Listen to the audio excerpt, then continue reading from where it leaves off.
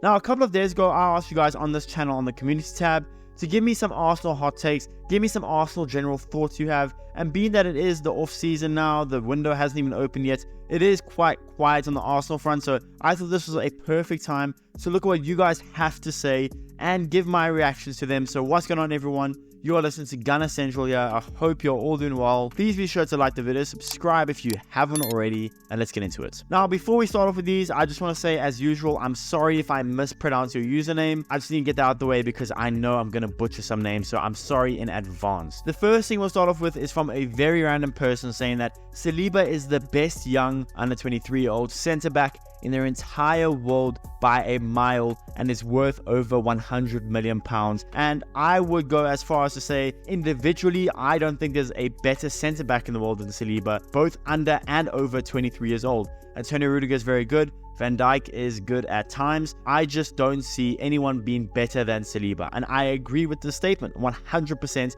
And he is worth well over 100 million pounds. If Arsenal had to sell him, I would say 200 million pounds. No one will be willing. He's worth over 100 million pounds by far, and he is by far the best young centre-back, but in my opinion, the best centre-back in the world. There isn't a doubt in my mind about that. I completely agree with that statement, every single bit of it. The next is from Janosch, I guess how you say it, saying that we must get Osimhen and keep moving on, basically, keep going. I like Osimhen. I think he's a good player. I've said before on this channel that I wouldn't mind Arsenal getting him. He could play on the wing, he could play down the middle, good striker. But is he the guy we want at Arsenal? I'm going to be honest. After the links to Sesko, I don't think there's another attacker we need. I know previously I've said we need Rashford, we need a world-class striker like an Osimhen, but I think Sesko is a really good balance of young, and he still has time to improve, and also allows Havertz to still start as striker. I think Havertz is a very good player. I like Osimhen. Osimhen is going to cost a lot of money. We're probably going to have to get into a bidding war for Osimhen, and that money could be better spent in midfield or for a backup for Saka. I think if we get Sesko for 45 million pounds, I don't see a need to go splash over 100 million pounds on Osimhen as well. Next is from Per Fulkerson saying Eddie Nketiah deserves more love from the fans. Now, I love Eddie Nketiah. One thing about me is I love academy products from Arsenal. It just feels different. I love Smith Rowe, I love Saka. They just feel different. They feel like they're part of the club from the get-go. I mean, because they are. And I love Eddie Nketiah. Does that mean I want Eddie Nketiah to not be sold in the summer? No. At the end of the day, we are a team that want to win the Premier League. You have to make heartless decisions. Yes, the fans maybe should show more love to Nketiah, but I think they do already. And I think Nketiah has just been under-delivering for the past couple of years. He's never going to reach that mark. I mean, he's 25 years old now. When do we call it a day? Fulham are going to come in apparently for 30 million pounds. We should take that offer every day of the week. I don't see Nketiah ever becoming a clinical, crucial goal scorer for a Premier League winning team. So I don't understand why we should keep Nketiah. But as far as the fact that he deserves more love, I guess you could say that, although I do think we give him enough love as is. The next one is from X Bacon, and it's actually a question saying, should Arsenal buy a world-class striker like Gyokeres or keep Jesus and just use Havertz as a centre forward? Now, I did touch on this in the Osimhen thing, but I think a player like Sesko, I do think we need another striker. We keep Havertz, we keep Jesus, we sell Nketiah, and we have another striker because Jesus can be used across the front three. Havertz can be used in midfield. We need another striker for sure. I think Sesko is a perfect balance of youth and quality. So I would go for someone like Sesko. Gyokeres is going to cost a ton of money, just like Osimhen. And I'm not saying I wouldn't like him. He's 26 years old, just scored 43 goals in 50 games. Of course I would like Gyokeres, but I do think Sesko is a perfect balance where we don't have to spend a ton of money. He's still young. He's 6'5", very quick. Scored 14 goals in the Bundesliga. I would lean to get in Sesko rather. Next is from TMXCC, and he's basically saying the same thing, saying that we should get Osimhen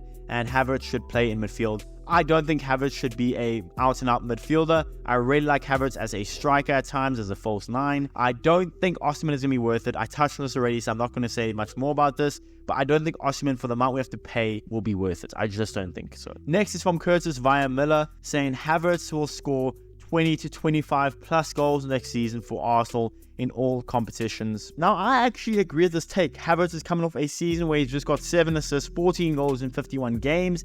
He's proven really, really good. And towards the end of the season, when he played striker game in and game out, he was scoring damn near every game. He looked clinical. He wasn't lacking any confidence. I can genuinely see Havertz score 20 to 25 plus goals next season. But again, it all depends on the striker situation. If we bring in an Osimhen, Havertz won't be playing a striker, and therefore I don't see him scoring 20 to 25 goals. If we bring in someone like Sesko, where Havertz will still be the starting number 9, then Havertz definitely can score 20 to 25 goals next season for Arsenal in all competitions. I don't know if he can do it in the Premier League alone, but in all competitions, I can see that happening. So I agree with that take. The next one is a very, very hot take, and it's from Kieran Lusher, saying that if Havertz played a whole season as our starting striker, he'd have more goals than Erling Haaland. Listen, I love the confidence, I love the love that I see for Havertz here, but it's just not going to happen. Haaland is a different breed. Haaland is a clinical striker playing for the best team in the Premier League, or at least the best team on paper in the Premier League, under one of the best managers of all time. He doesn't often miss chances. I just don't see in any way how that happens,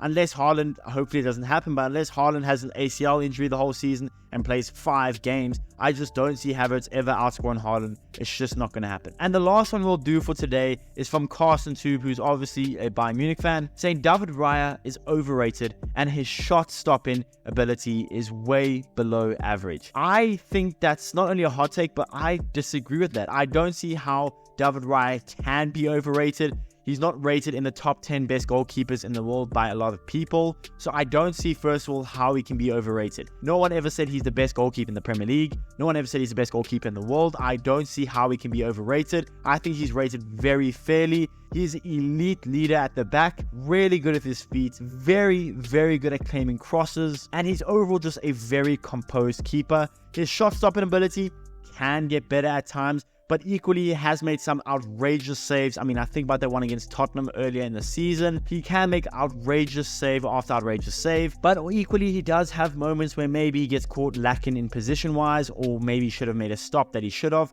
But I don't see how David Raya is overrated. But I don't know how his shot stopping ability is way below average. I mean, think about the average goalkeeper. You can't tell me David Raya can't make better saves or has a weaker shot stopping ability than them. Now, yes, David Raya was behind the best defense in the Premier League by far, but he did also win the Golden Glove. Now, again, I don't know how he's overrated. He has a really good shot stopping ability, much better than below average. So I disagree with this take completely. But hey guys, that's the video. Let me know in the comments below, which takes do you agree with, which don't you? I'm going to keep doing this series once every while. So when I post on the community tab, let me know any of your Arsenal thoughts and I can react to them in the next video. Please be sure to smash the like button, subscribe if you guys haven't already, and I'll see you guys in the next one.